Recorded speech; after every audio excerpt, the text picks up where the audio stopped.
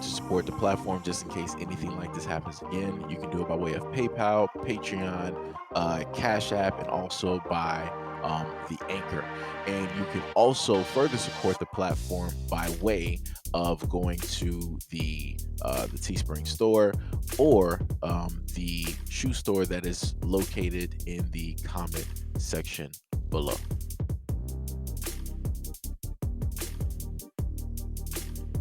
His employee in Arizona has taken the life of a customer after punching him following a complaint about his order. The attack happened on July 26th at approximately 4:41 p.m. at the restaurant in the 3000 block of Glass Fort Hill Road in Prescott Valley. The employee, Antony Kendrick of Prescott Valley, came out from behind the service counter and struck the 67-year-old Dewey resident in the head. The victim fell to the floor, striking his head again and falling unconscious. Officers and Central Arizona Fire and Medical Authority responded to tend to the customer, and he was subsequently airlifted to a Valley hospital. He remains in critical condition until his death on August 5th. Kendrick was initially booked on the charge of aggravated assault, which was later upgraded to second-degree murder after the victim's death. To be honest with everything, this is why I've been stating for a little bit of time now the reason why black men need therapy, because it is clearly evident that we, as black men in the community, we have a lot of things that we do need to work through. For every single situation to come down to some type of violence, like I said before, I don't even care who the dude was, talking about ethnicity wise, the 67 year old man who ended up losing his life um, in this story. I really don't care about the ethnicity. I just don't, because as I stated before, at no point in time should you have anybody just randomly deciding that they want to attack an elder for a reason that, oh well, you don't like the order, I made the order, so I'm about to reach across this like, yo, that's crazy. That's 100% crazy, because I'm pretty sure he more than likely has elders that are directly in his family. But like I said before, people don't want to think about these things when they commit to certain actions, right? And whenever you have black men in the community that commit to these actions, they never think beforehand, yo, I got a brother, I got somebody, this the same age, I got an uncle, I got a father, I got a grandfather, I got a next door neighbor, I got a teacher, right? People never think about the others in their community who are pretty much reflective of the individual that they seek to go out and harm and or destroy.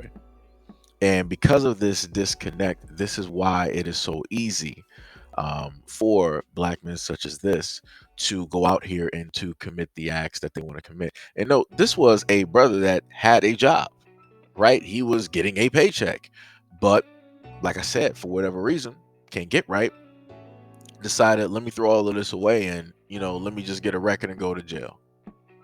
All over something that he doesn't even own. You're just working there. You're just working there. Your name is not the person that's signing a check to give out money. Your name is the person that's accepting the little bit of money that's coming directly from that job that you're working at that Wendy's. And now just for that few $100s, like, your life is done. Just because of that order and how it is that you felt that day, your life is done. Instead of, like I said before, instead of him calming down and trying to figure out where's all of this anger coming from, why am I so mad, why is this making me mad, right? Instead of trying to use the old man in a sense as an emotional scapegoat, because he can't in a sense face or fight his own demons, so he has to redirect that onto somebody else in order to make that pain easier. That's exactly what he did. He shifted the pain that he is going through onto another person, so that that other person can feel the exact same pain that he feels and cannot deal with, right? And cannot fight and cannot overcome. But within doing so, within trying to shift and deliver that pain onto somebody else, he inevitably ended up not only taking the life of that elder, but also taking his own life as well, because he's never going to be out on these streets ever again. And that's clearly by his own doing.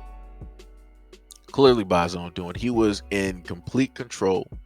He was full within his main faculties in order to come through with some common sense logic so that he can see a way and put up some preventative measures so that he wouldn't even go this far. I would have liked it better if he would have just yelled and hollered to the top of his lungs. That would have been a better outcome. He would have been reprimanded or whatever it was, but he would have more than likely still had his job. He would have still had whatever place he's living at, and he would still have his life. On top of the elder would still have his life as well. But this is what it looks like when the black men in the community don't have an outlet for the pain and the silent suffering that they are going through, because that's clear cut what that is. This is why you have a lot of violence within the black community. If the greater majority of black people in the community believed in therapy, went to therapy, and did all of the work possible on top of the therapy in order to become a brand new person, we would have so much less chaos in the black community. A lot of us have a lot of hidden traumas that we've never talked about, that we are afraid to open up about, because people will judge, people will look at you a certain type of way, and that is the type of fear that enables people to live within that type of pain, within that type of hellhole that they've made for themselves emotionally. And yet again, this is why you see a lot of the violence, a lot of the disconnect, a lot of the chaos, a lot of the murders, a lot of the shootings, and so on and so on. Anything negative that's going on in the black community, this is why you see it. And I, like I said before, I wish I had a method and a way to alleviate a lot of this, instantly. But of course, that's not plausible. The only thing that is possible is the fact that you can have black people go out there and seek therapy, right? You can have black people go online, and maybe if you can't get a therapist, you can work on it, in a sense yourself. Listen to some therapy tapes, work on some meditation, look at yourself in the mirror for the first time in your life, and start working on a lot of those things that you have on repeat that you are allowing to continuously hurt you and keep you in a jaded space, in a broken space, right? In a emotionally um, an emotional type of space where there is no room for growth, right? Because a lot of us are also emotionally stunted as well because of the traumas that we have gone through and that we have faced.